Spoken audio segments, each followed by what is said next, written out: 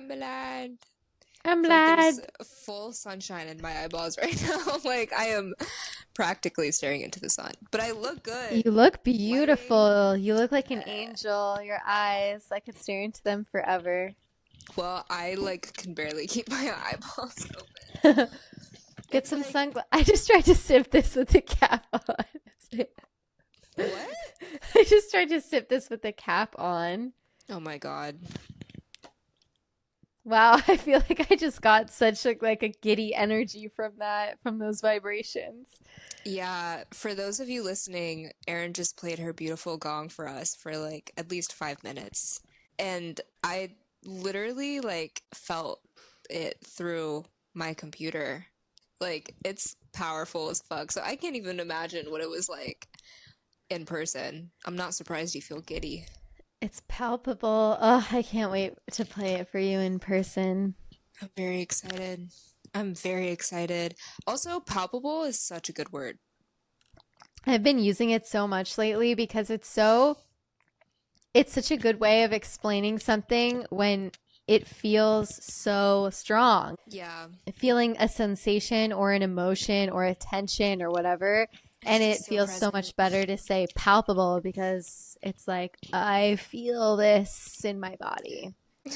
Ciao. Anyway, Chat. well, Anyways, how are you doing, today, Erin? Let's do a quick check-in. a check How in. are you Should we doing? do a rose thorn bud? Yes, I always love that. Me too. I haven't thought about that in a long time. I'm glad this is coming back into awareness. Okay. A rose was my voice lesson today. Very rose energy. So fun. Learned a lot with a very trusted friend. Excited to work with him. Um, Thorn. Thorn would be feeling very ungrounded this morning. Such is life. And onwards and upwards because Bud is I get to be back in my routine now in my home with my people. And I'm going camping tomorrow. Erin, oh Yay. my gosh, that's so epic. Yes, I'm so That's very excited. exciting. Wow, where are you going camping? I'm going to this place called Creek Psych Fest. It's a very small psychedelic rock music festival that Oh my wait, yeah, you friends told me friends. this. Yeah. Yeah. So it's like it's not super camping vibes, but I am like, yeah, I am gonna be out there during the day and then we're gonna camp that night and I'm so excited. That is so exciting. I love camping, I love festivals, I love psychedelic rock, and you're gonna have a really, really good time. Thank you for sharing. Thanks for listening. Time to hear your rose, thorn, and bud. So, Evelyn's rose, thorn, and bud. I think honestly, my rose for today is this. For real, for real. Same. uh, like this is such a rose for me. I have my eyes closed right now because I literally can't keep them open, but I'm just like, oh my gosh, any opportunity to talk to you is always such a big rose in my life, and it just fills my heart up so much. A thorn. I would also say I was a little ungrounded today. I also did give in to hitting a nicotine vape. And I know. I was driving with my coworker to an assessment for my job, and we were listening to Majesty, the Closey remix, and it's my Mm. favorite. It's one of my favorite Closey songs. I was like, you know what? I never do this. I never do this. And like right before it like took me a while to like ask for it because I was like, I don't want to be controlled by my mind. And then I was like, you know what? This is not going to ruin me if I hit it one time. Like, No. it's fine. It's not that deep. It's okay. So I did it. And then afterwards, I was like, okay, I barely even felt anything. Like, was it even worth it? Probably not. Will not do again. But also, yeah, I guess, like, in a way that was a thorn because I was like, damn, I really did that. But Also, it's not that deep. It's not that deep. My body is fine. It is not that deep. I'm just shocked, low key, for some reason. Really? A little bit. Well, maybe it's because. Maybe it's because. You know what? No, like, period. Treat yourself. I mean, I have those moments where I do something and I'm like, did I need to do that? And I'm like, you know what? The only thing I can do now that I already did it is not judge myself. Exactly. And just take the lesson and be like, okay, next time now I know that it's just not worth it. Which honestly, before I even did, I probably knew it, but that's fine. That's fine. That's fine. That's fine. A bud. Huh. Ew. Actually, I have a really good one tomorrow, and it goes with today's topic, y'all. Tomorrow, I am teaching my first 30-minute yoga class, and then the next day, I'm teaching my first 45-minute yoga class, and it's really, really epic. I'm coming to an end of my yoga teacher training, 200 hour, and I'm just so excited to get started and like actually start teaching. And it's been such a dream of mine for years. And like this is just a full lifelong passion to teach yoga. I have so many visions. I have so much passion about it. I have so many things I want to share with the people, and for this to be like such a big step in that direction, it's a really exciting rosebud for me. So, hooray! Yippee. Hooray! Huzzah! Thank you. Huzzah!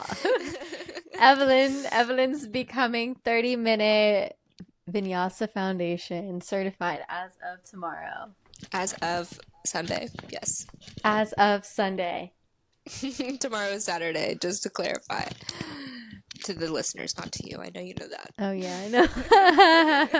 But honestly, though, you could say that to me and it would still apply. I don't fucking know what day it is. So That's such a good place to be, though. I love when I lose track of the days and you're just like, I'm just here. it's more like once I'm done with my work responsibilities for the day, then I'm like, it might as well be Tuesday or something. I don't know. Yeah, this is the episode where we go ham on yoga, and it's about time. It's about time. If we haven't brought it up, I'm sure we've brought it up at this point, but Evelyn's been in her first 200 hours that she started when? Yes. I started in January, and it's in May. It's Ugh. May. Yeah. So, oh my God, because we started like nearly at the same time. I think I started in February though. Mm-hmm. But oh yeah, so Evelyn's in her teacher training. I'm doing another 200 now that I'm back in the United States. And because I did my first in a month, which was incredible, and I'm happy I did it, but there's something to be said about doing all of that and gaining all of that information in a really short period of time and then doing it. I mean, it's always going to be different every 200 hours and with every teacher and with every lineage, but it's a much different way of experiencing it in a longer period of time. Also, now that I'm already teaching classes, I'm like incorporating things as I go and as I expand my own way of sharing it with others. But we'll get into that. But yeah, this is like a super relevant topic in our lives. For sure. And not only are we like studying yoga, we're practicing, and I think we're both really trying to live it too. And it has been such a powerful practice of ours for a good amount of time, at least for me. Like it's been, I mean, I've been practicing for years, and we'll get more into that, but I know that even in the time that you've been practicing yoga, it's been so foundational for the way that you approach life. And it's something that we're both so excited and passionate about. And so we felt like it was right to speak on it for Sacred Silliness, because mean, this is where we talk about all the things that make us so excited to be alive and be on this journey and the tools that help us do that. And yoga is like massive for that. So, yeah, super Because it's kind of stoked. the foundation. It's of where all of our philosophy comes from, I feel, Yeah, and how we for approach sure. pretty much any interaction with others, any shadow work and interaction with ourselves and our own consciousness. And Yeah. the thing about this topic that makes me the most excited is debunking a little bit about what yoga is and what it seems to Mm. be on the outside versus the expansiveness of it and the actual living of it being so much different from what I think a lot of people expect it to be. Yeah. I love that you said that because now that I'm looking at all of the notes that we wrote about for this podcast, not a single note is like it's about flexibility, like or strength. Like it's literally so beyond the physical practice. Like all of our notes are not about that. Uh I mean like maybe one, but it oh gosh, we'll get into it. But I love that you said that because it really is there's such a like stereotype and like set perception that a lot of Western culture specifically has about yoga. And I definitely want to shed some light on what more that it is because it is like an exercise. It is a way to gain strength in your body, or flexibility in your body. That's absolutely true and completely valid if that's what you are seeking in yoga.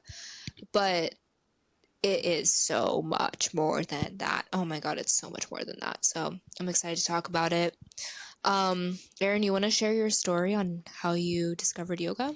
Yoga was something that was in my sphere of awareness probably since I started acting and doing acting camps as a child. I mean, all of that, all of the arts and all of that physical movement in your body, connecting that to your emotional world and all of that, that always related body, breath, movement. Mm-hmm.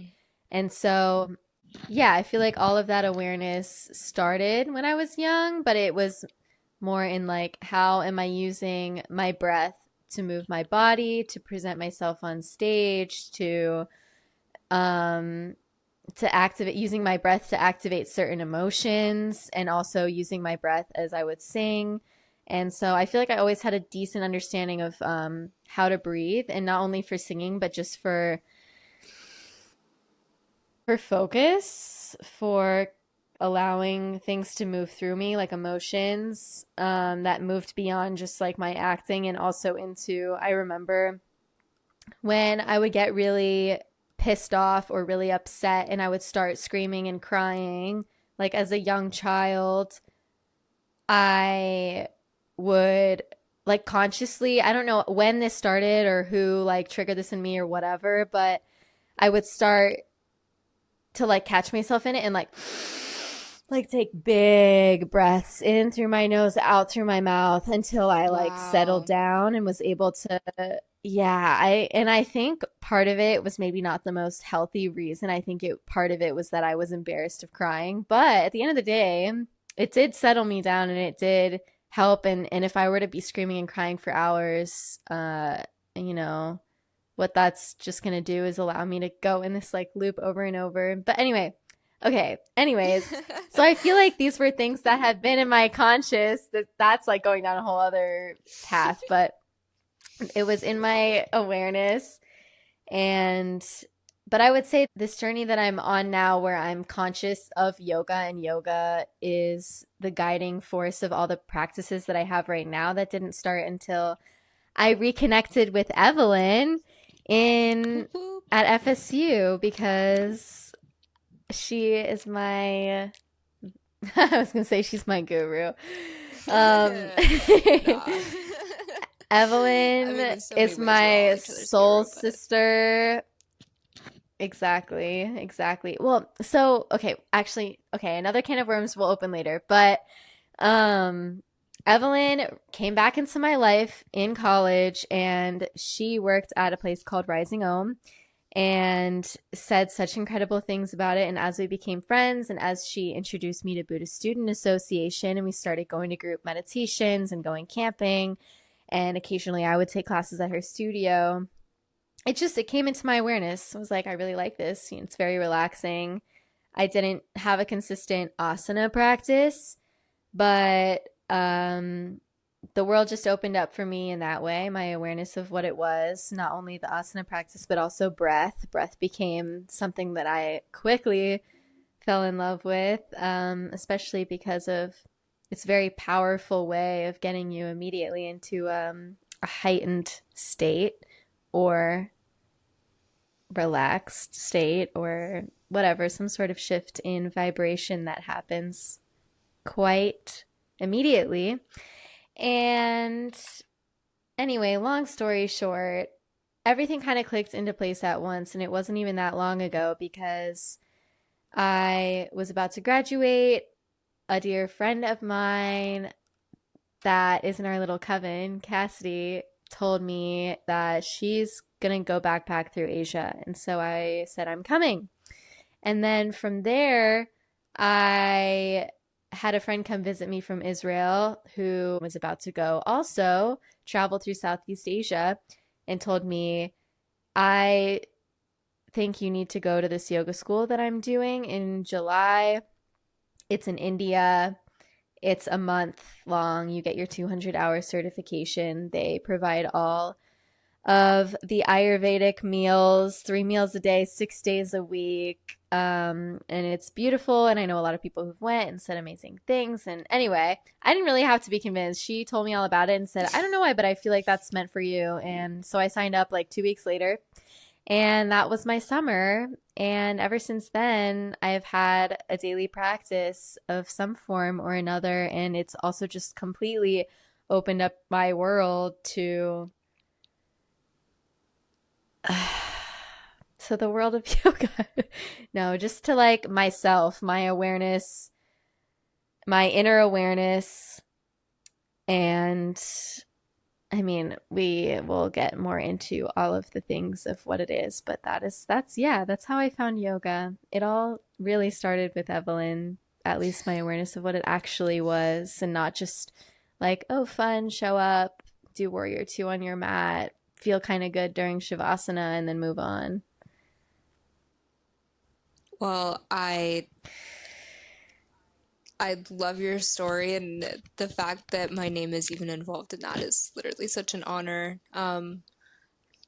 Yeah, it's such a good story. I'm like, oh gosh, I just love that you t were doing teacher training in India. And in so many ways, I am so jealous, but like more than anything, I'm so happy for you. And like, it's so evident too how much that has transformed the way that you go through life. And like, you have taught me so many things about living in a yogic way, loving in a yogic way. And it's really just become such an integral part of your presence on this earth and the way that you do life. And it's been so beautiful to witness like how that has progressed.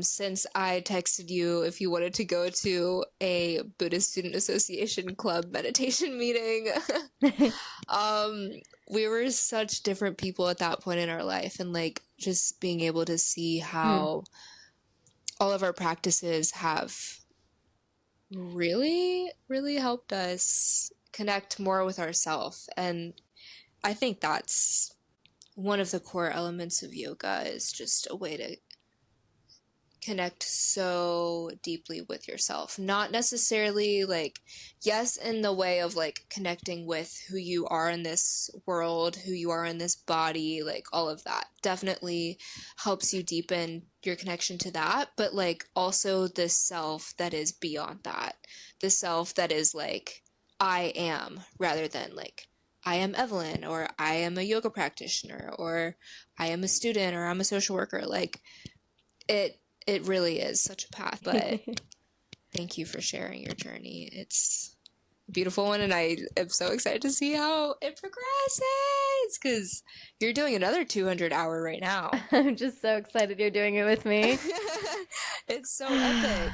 It's really epic. Let's hear about how you found yoga, Evelyn. Such a I'm actually really excited to talk about this. I'm really excited to share this part of myself because can't lie, it's such a flex. I am so blessed. I'm so fucking blessed that this is my journey. Um, it all started when I was in the womb. My mom literally started her practice of yoga when she was pregnant with me, and I do think that that affected me. But also, like, when I was younger, my grandma, she's so similar to who I am. It's really interesting. Just in the like identity role of like who we are on this earth. She's like a social worker. She got her yoga teacher training. She showed me the book The Power of Now and like all of these other really incredible books. Very spiritual being, and seeks out that yogic life. She's also really short like I am, so there's that too. But I have like memories of her. I struggled a lot with anxiety when I was younger and, you know, throughout my life. And she showed me yoga.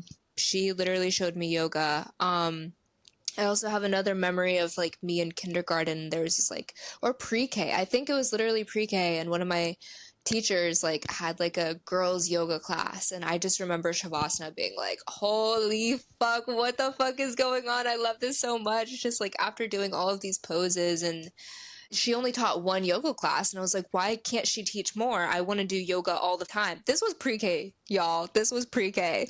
It's like literally a lifelong passion of mine.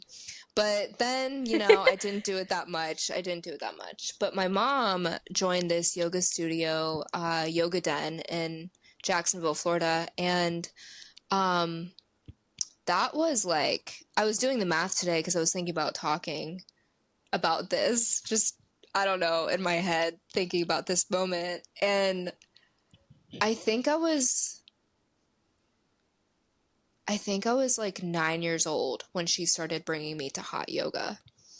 And I like grew up with this yoga studio. Like, it is such a phenomenal yoga studio. Oh my gosh, if you ever have a chance to go to Yoga Den, specifically the Mandarin location with Allison Foraker, name dropping, don't know if that's allowed, but literally such a powerful class. Like, it still is. And just being able to see that teacher grow and evolve in her teaching practice, like, it's been amazing. So I had the blessing of practicing yoga ever since I was like 9, 10 years old. And it fell off. It fell off here and there for sure. Actually, no, I don't even know if it fell off. Now that I'm thinking about it, I did it all through high school. There was a point where I stopped doing it. But that was mostly because I got really sick with mono, and my roommate at the time, she found Rising Om Yoga, which is a yoga studio here in Tallahassee, Florida. And I was looking for a job and I saw that they were hiring. I was like, oh my God, I want to work at a yoga studio. And then the interview happened and it was just like so magical. Me and the owner clicked so quickly. And I started working at this yoga studio and creating such deep community and practicing more. And then I think sophomore year, I was in a sorority, and like a Greek sorority, and this one girl introduced me to Oh Buddhist God, I club. forgot. Yeah, crazy. Crazy. Every time I tell people that, they're like, what? And I'm like, yeah. But also, it changed my life for this very reason, because this one really brilliant human being, shout out if you're listening to this, I know you know who you are, incredible person. She told me, why the fuck are you not in this Buddhist club with all these hippies? And I was like, I don't know, what are you talking about? I didn't know it existed. And I brought Aaron along with me, and we started like really deep diving into spirituality. Like, this was, I think, the beginning for both of us. It wasn't necessarily the beginning, but it was like the catalyst for such deep transformational spiritual growth. And that's when my yoga practice turned from a workout to what yoga really, really, really is. And ever since then, like, it has been a tool for me to connect with the present moment, connect with my breath, connect with my body, grow, expand, connect, find peace within myself, regulate so that the chaos would kind of settle down and like the downloads and the insights and the truth would be able to like come forward. And um it's just been everything to me. Like truly it's been everything. And it is something that when I think about it, when I talk about it, when I hear about it, when I learn about it, all of it, every time I get to interact with yoga, it is something that makes my heart literally swell with joy and gratitude. Like, I genuinely feel so insanely blessed and honored to live in a world where yoga exists because it's just so beautiful and there's so much wisdom behind it. And it's like it's a wisdom, it's an ancient practice, and it's a science. Like, this has been something that humans have been studying and practicing for thousands of years. And um, everything still is so applicable to the now moment in this society that we have right now. So, yeah, that's my little spiel on my journey with yoga. uh, it feels really good to share it because I just feel so blessed. I feel very blessed and very passionate and excited about it. It blows my mind and makes me so excited to be someone like your grandmother because it's not very often truly that, or maybe it's just like me being in my own experience, but I feel like I don't meet a lot of people who grow up with yoga introduced into their lives or some sort of like non-religious spiritual practice or understanding Yeah. that's brought to them by an elder in their life. And I think that is so beautiful that your grandmother and your mother Mm-hmm. both ingrained that into your childhood. So it was just always something that was in your awareness. And I and that's another thing that makes me really connect more with the idea of multiple lives and our spirits and our energy going from one life to another and reincarnating because of that. Some people just have some sort of innate knowing and understanding or information within them that as they get older, they're like, I don't know where this came from because it didn't come from my parents. It did not come from my grandparents. Mm-hmm. And it might have been sparked and expanded by the people that, you know, you meet in your lifetime, but it didn't start with the people that you met in your lifetime. It started some time before that, before you were even a Yeah. human, or again, or whatever. But it's so cool. Yeah. There's a reason why people connect with it so deeply. I love that. Well, I guess we can start talking about what yoga is. Like, what are we talking about? What is yoga? Oh my gosh, I'm so excited to talk about this because this is where the dogma can come in. And this is what we were pretty much one of the biggest topics we discussed in the first 3 months of this yoga teacher training that I'm doing now that we didn't really dive too deep into. Of course, we learned the definition of yoga in my first 200 hours, but the way that it was taught to us in this one clicks so well, also in a way where I can now Wow. explain it to other people who have Oh no my idea, and it gosh. makes so much sense. Okay, buckle Yes, up. share. I'm It buckled. starts with Patanjali. The Yoga Sutras of Patanjali, a great book to read if you want to understand the very basics. What is yoga? Why are we practicing this? What are the ways of practicing yoga? What does it all mean? So, the first four sutras are his explanation of what yoga is. And this one, in my mind, is the most important because it's the most clear. Um, so this is in Sanskrit, Yoga Sitta Vritti Nirodha, which is, it basically translates to the restraint of the modifications of the mind stuff is yoga. And this is translated in, there's commentary by Sri Swami Satchinanda. And I liked how he kind of rephrased this, which is the extraordinary experience gained by controlling the modifications of the mind is itself called yoga. So, yoga is not, your asana practice. Yoga is not breath work. Yoga is not meditation, but it's the experience that you have through all of these different modalities. It's getting to the experience of some sort of stillness within yourself. And when we Mm. talk about the experience of stillness, that's as far as we can go. We can't, like, nobody in yoga, no guru or teacher or person who has any understanding of yoga will ever tell you this is what you experience. They might say something like pure consciousness or God consciousness or stillness, but they're not going to tell you, like, this is exactly the experience that you will have. There's only very general ways of describing it because the whole point of yoga is that you have this experience for yourself, like seeing is believing kind of mindset. And Mm.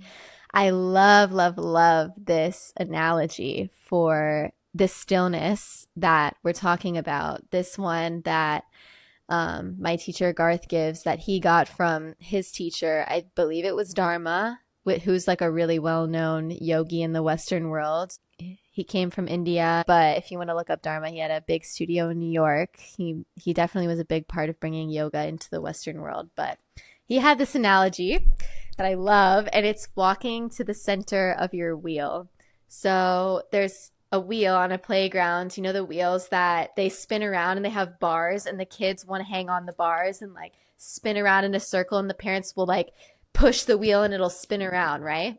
Yeah. So, and usually, like, just like with any kind of ride or roller coaster, you want to be at the edge. You want to be at the very, not the center of the wheel, but the end of the wheel, because the end is where you get the most momentum, where you're going to feel the spinning the most. And it's the most fun. It's the most fast. It's the most exciting. So that is this like external world, our outside world. We're at the end of the wheel. We're spinning. We're like little kids hanging off the edge, flailing our arms, flailing our legs. And here's the thing, right? So this is where we are most of the time. And the poor kids in the middle or closer towards the center of the wheel are not experiencing as much fun. They're not going as fast. They're like, wait, why is it not going as fast? I'm not having as much fun as the kids on the outside, but they're on the same wheel that's spinning at the same pace, but because they're closer towards the center, they're having this different experience. And then if you're sitting in the very center of the wheel, the part of the wheel that holds it down onto the ground, you're not moving at all. You're in this stillness. You're still on the same wheel. It's still going, spinning at the same pace, but you're in the center watching it all spin around you. And that's an example of like walking. Yoga is walking to the center of your wheel. You're not ever gonna, you can't ever stop the outside world. You can never stop having an ego and having some sort of aversion, attachment, or opinions or thoughts about what's happening. But rather you're noticing that all of that exists, that all of that is happening. You have that external world, and at the same time you're able to come to this very center of yourself, the center of your wheel, and find stillness. What do you experience in this stillness? You got to experience it for yourself, but instead of being on the outside in the external world, spinning with everything, being in the thick of it, you're watching it all happen from this other perspective in this place of stillness. So I need to get better at telling that story, but I think it was clear enough. Oh my God, it was so clear, and I feel like that analogy clicked so well. And I'd never heard that before. Wow. I feel like I need to just like let that sit. I appreciated everything you just said with that because that that was just such a beautiful analogy that really clicked for my mind. And even as you were talking, like I was so able to come into the center of the wheel and just see it all unfold. Like that, yeah, that was powerful. So thank you so deeply for that. I think that is a really brilliant way to describe the effects of yoga. And I also really respect how you and all other teachers kind of let the fruits of it be a surprise and also just be true to everyone's own experience. Like for me to say like, "Oh yes, this is what stillness feels like for me." That could totally shift your experience for stillness too, because now you have an expectation, and if yours isn't like that, that could also prevent stillness from even happening because you're like, "Oh, well, I'm not like that, so I'm not still," and then it creates chaos. And yeah, I just really love that. Thank you. Thank you, thank you. Thank you. Yeah. One thing that I've learned about yoga, and something that I really love, and something that I've spoken on just very briefly already, is the direct translation of yoga can mean to yoke, like to unite, union, bridge. Like it's really just a complete connection. But what is it connecting? That's the question. Mhm. And my gosh, I mean, there's so many things that you could say. It connects heaven on earth. It connects the self to the soul. It connects the body to the breath, or the mind to the or the mind to the body. I think also like we were touching on this too. It really is a journey to yourself through yourself, and um it creates so much stillness, and there's still chaos. Like it doesn't get rid of the chaos. You just are able to digest it and respond to it in a much more grounded way, typically. At least from all of the people that have ever talked about yoga to me, that's what they say. And another quote, the desk at the yoga studio that I used to work at, just as desk staff, there was this really phenomenal book. I don't remember what it's called. I don't remember who said this quote, but it really shifted my practice in that it said, the pose or the asana is what you are doing. Yoga is how you are being. And that was Mhm. such a big shift for me because you can do the asanas. You can do them. You can hold this pose and just like your mind is spinning and you're just there and you're sweating and you're breathing and you're doing all the things, but you're not being the pose. If you are able to embody the moment and the energy and all of the things, like it doesn't even have to be an asana that requires a lot of strength or mobility or flexibility. Girl, you could be reaching for your cup of coffee in the morning, and if you are embodying that, you are doing yoga. That's what Mhm. yoga is. It is literally a way of being and a way of doing life. It is not just a workout. It can be a workout, yes, but it is a lifestyle. Like it's just so incredible. I wish I wish everyone had access to it because there's so many people out there that like they don't have the environment to even know how to begin This is like true. that kind of journey. And Like the environment just doesn't even create that. And this is true. Well, and this is true based on Haslow's hierarchy of needs. Maslow's hierarchy of needs, 1,010%. Uh, and I also think that in in that state of need, in pure survival, can also come moments of stillness and moments of realization yes. of I am so caught up in what I need to survive and scraping by and doing what I gotta do to live Yeah. another day. And I think 100% there's something to be said about like that is pretty much all consuming as a living being on earth. That is pretty much all consuming, but I still think even in that there's an opportunity and probably an experience within anyone who's ever experienced that, a moment of, whoa, what was that? Wait, like just for a moment there, just for a Yeah. moment. There wasn't suffering. My situation hasn't changed, my hunger hasn't changed, or my pain, my physical pain hasn't changed, but for a moment there, I wasn't experiencing it in a way in which I was suffering through it, but rather like I just was experiencing it. And oh, Mm-hmm. it's is it so bad? Yes, but like what was that moment of like awareness where I wasn't my body that was suffering through the situation, but instead I was Yeah. something deeper, witnessing myself suffer through that. I think that's the key element right there is like you saying you weren't the body that was suffering because it was like almost a detachment.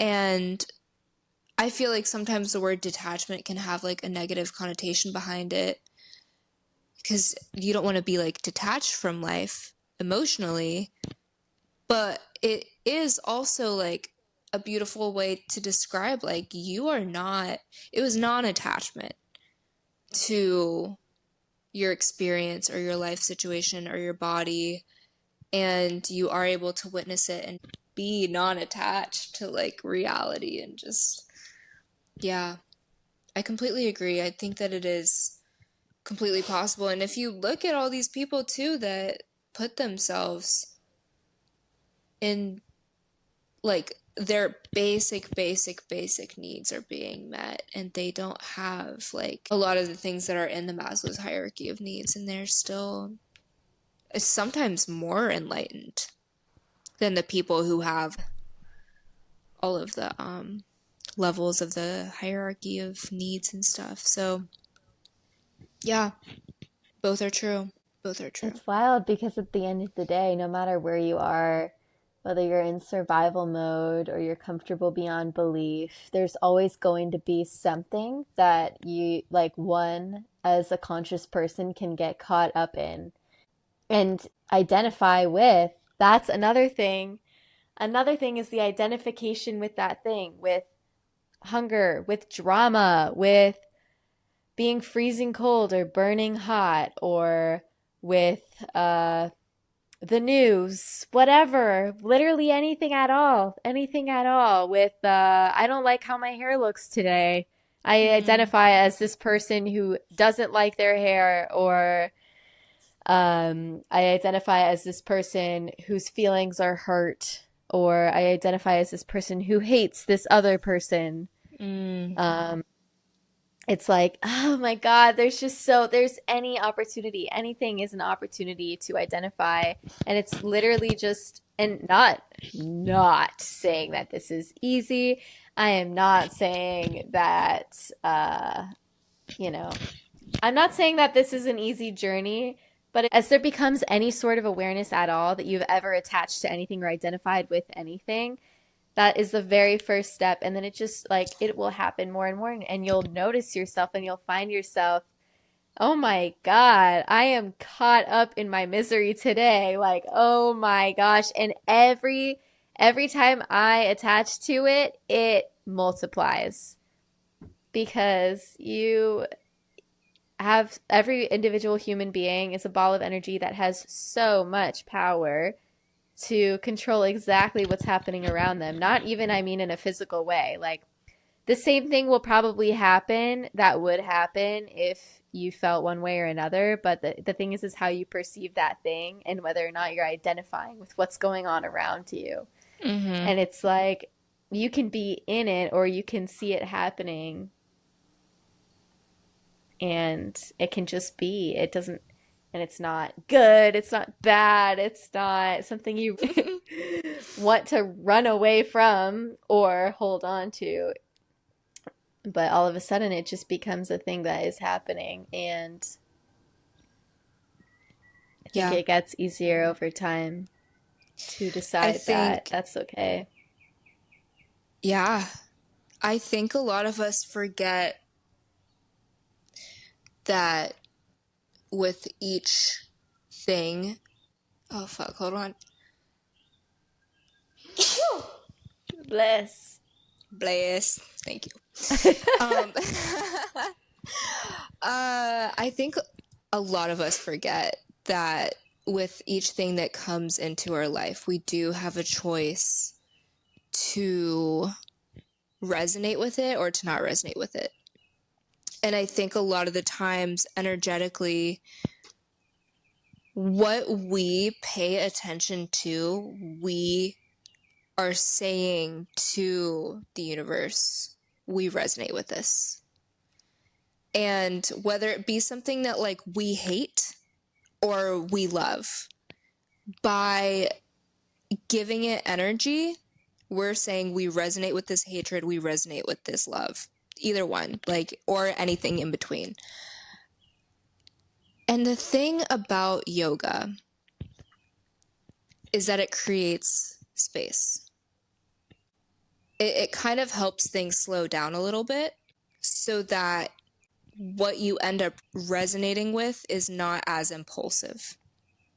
It can be more of a choice. And a lot of us forget that we have that choice of like, okay, this might be something that really bothers me, but am I going to resonate with the energy of being bothered by something, or am I going to let it go and show the universe that, okay, this thing bothers me and I don't resonate with it, so I'm going to let it go? And I know that so many people, just by working at a yoga studio, guys, like I have had so many conversations with people. I have seen people walk in, be a crazy ball of energy, walk out, and they're floating. Like, and just the conversations too, people say it changes their life. It changes the way that they approach things. They are able to hold so much space for so many different emotions and experiences because they're creating space within themselves, because they are becoming space. And when you become space, there's just more space for you to start approaching things the way that like actually resonates with your soul, with your purpose, with what you love, with it. Just, it's so beautiful. And like I know that that's my experience. Okay, truthfully, I don't know what the fuck my experience is with yoga because I don't have anything to compare it to. I don't know life outside of yoga, so I'm like, is it making me a better person? I don't know, but I definitely do feel like it is. And I also know that just in the people in my life, like, God, just the moments after yoga, like even the days after yoga, but the moments are just like, oh my God, it just yoga brain just hits so hard and it feels so good and you're just floating and yeah. Yeah.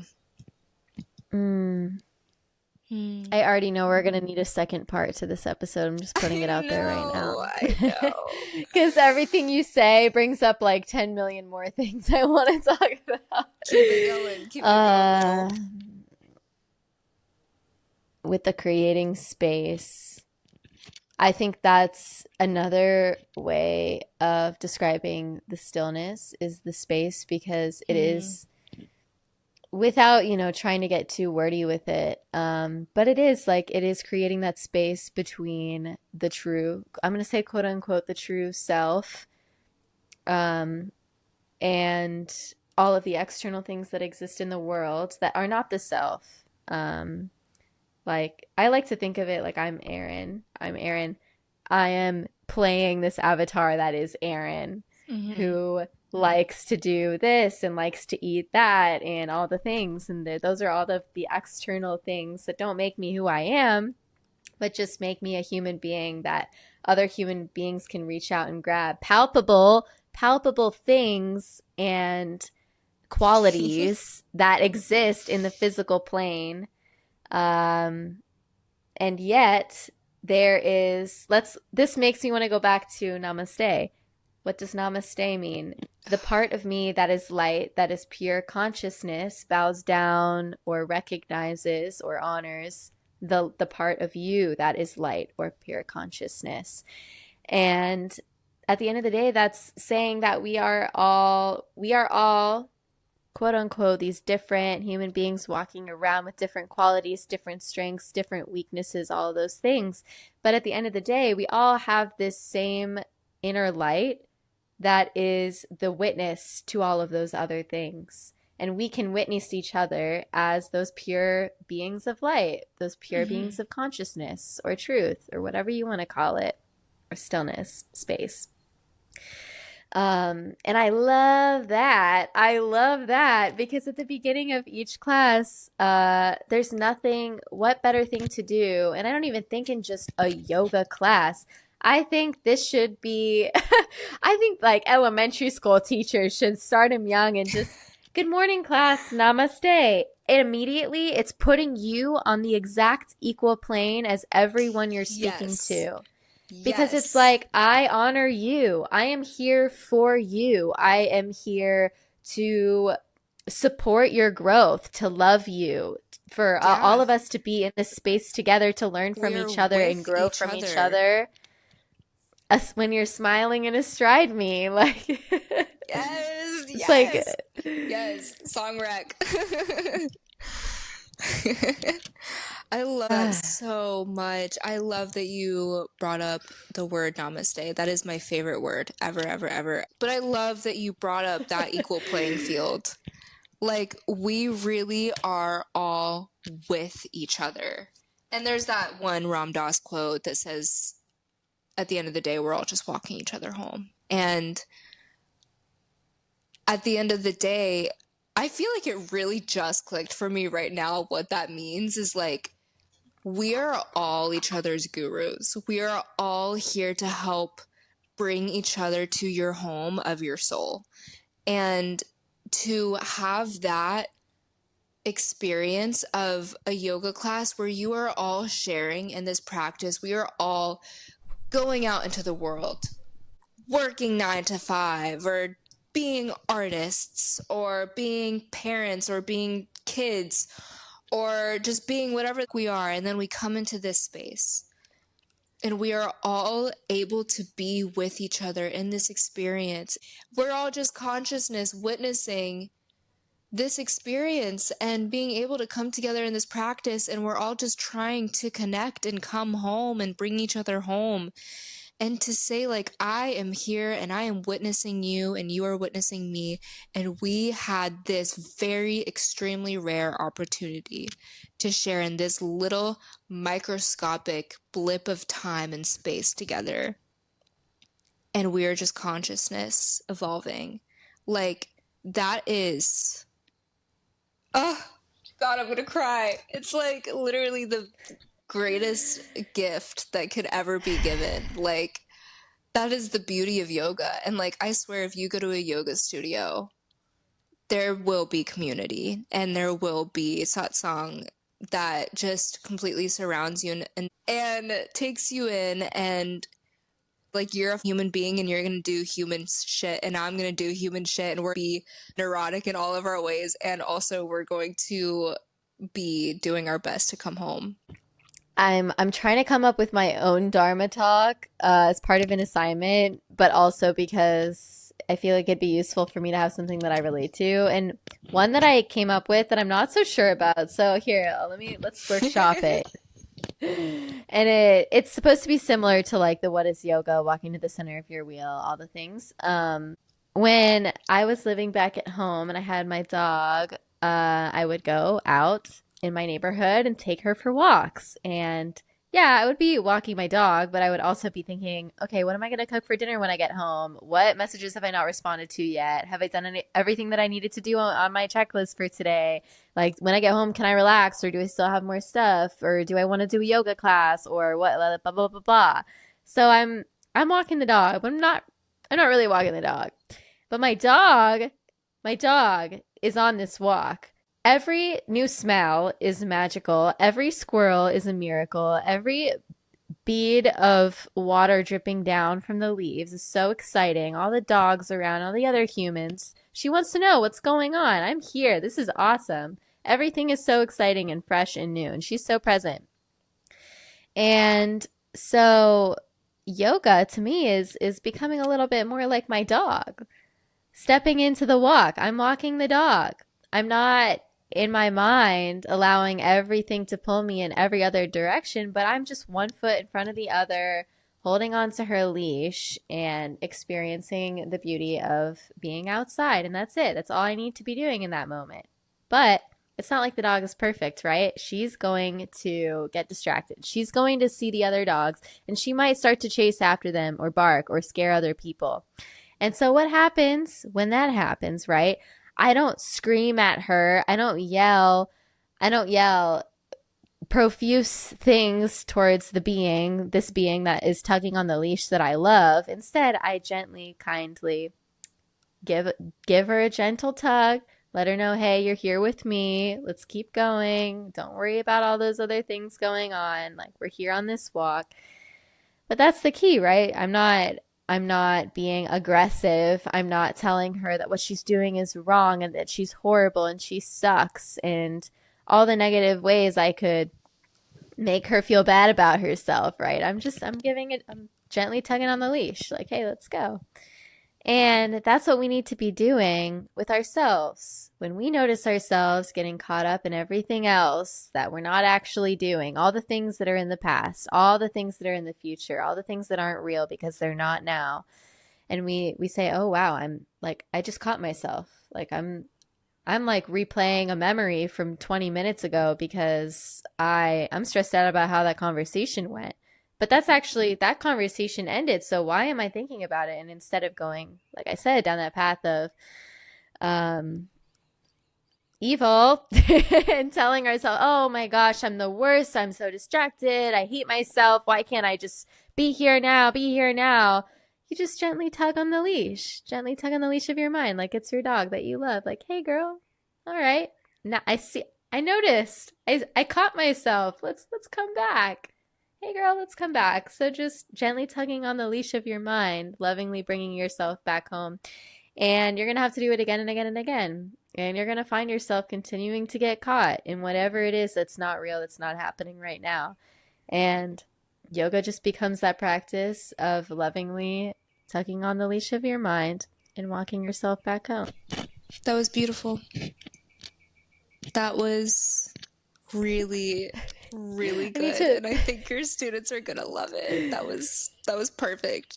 Say that exact thing word for word. Like, that was amazing. That's so funny that you say that because even in that moment, I'm like, oh, I could really tighten this story up. Like, I could No, make it a it little was bit more perfect. clear. It was so perfect. It was so perfect. And I love, Thank you. I love that that is an analogy for yoga because there are so many moments in your yoga practice where you will be distracted and you will be like literally not in the room. And you're not going to be connected to your breath. You're not going to be connected to your asana. You're not going to be connected to the music or the teacher or the people around you. Like, you are going to leave. And then you can come back. And I think there is so much pressure to be focused and connected with your breath and your asana and embody the whole time and be yoga and blah, blah, blah. Yeah, there's a lot of unnecessary, very, very, very, very unnecessary pressure to do that. And it is so vital to recognize that I think the biggest thing that you can do to deepen your practice is to accept that that is going to happen and to come back lovingly.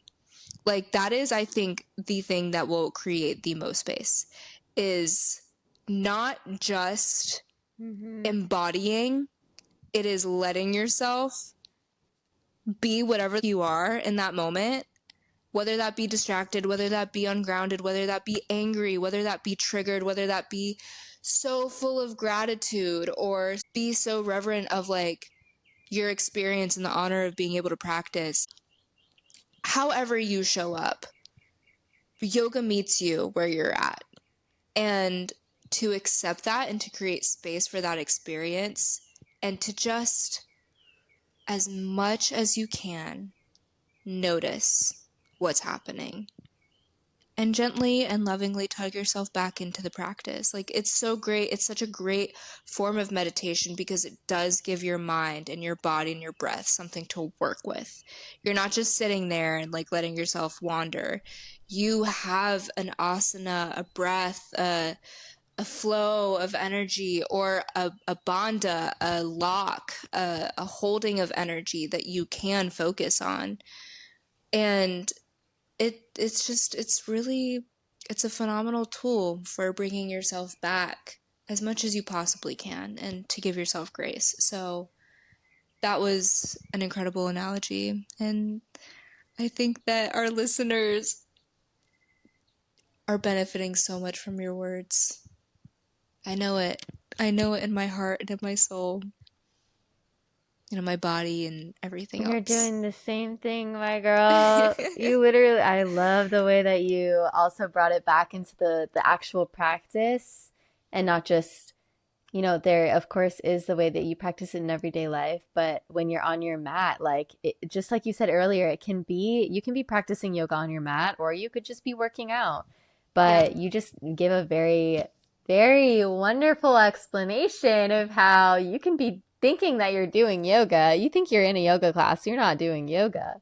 But if Mm-mm. you're on the yoga mat and you are doing the practice and you're noticing things come up, oh my God, that is the most valuable thing. If you're going to take a yoga class to actually like allow yourself to be practicing yoga in that moment because oh my yes, like allowing it to come up too. What you said about allowing yourself to be angry at the teacher or at yourself, but you can only allow it if you realize that it's happening at all. As soon as you realize it, it's like, oh my gosh, I'm pissed at the teacher for holding me in chair pose, but it's actually like totally up to me. I could break out of this chair pose if I want to. And then you're like, oh man, I'm pissed. Like, okay, good to know. And then you're still the whole time you're still like this.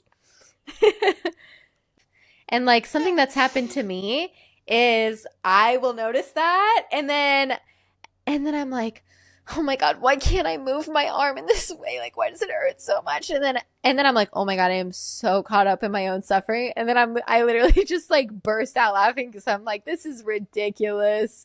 This does not matter at all. Like, Yeah. we're literally not like, we're not even in that pose anymore. Now we're in a different pose. Like, okay, shit, here we go.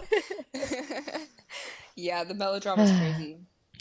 One thing that I really love about Allison, one of my teachers, at the end of the practice, like the yoga practice, she literally says, "This is the beginning of the practice. Like, this is literally the beginning. You did the work, but now you're gonna go out into the world and start living yoga, and that is the beginning." Like, I always love that so much because it doesn't end. It just doesn't end. It is a constant thing that you work on. And yeah, yeah, Look, that was yes. good. It's so good. Bless. Oh my gosh, I feel like there's so much more that we could say. Part one, y'all. Part one of the yoga series. This is, yeah, this is part one. I think this is a beautiful place to wrap part one. Well, thank you, Erin. Well, thank you, Evelyn. That was such an exciting and fun and exhilarating first part. Okay, bye, y'all. Love Bye, you. y'all. See you at part two. Stay tuned. Sacred and silly. Silly and sacred.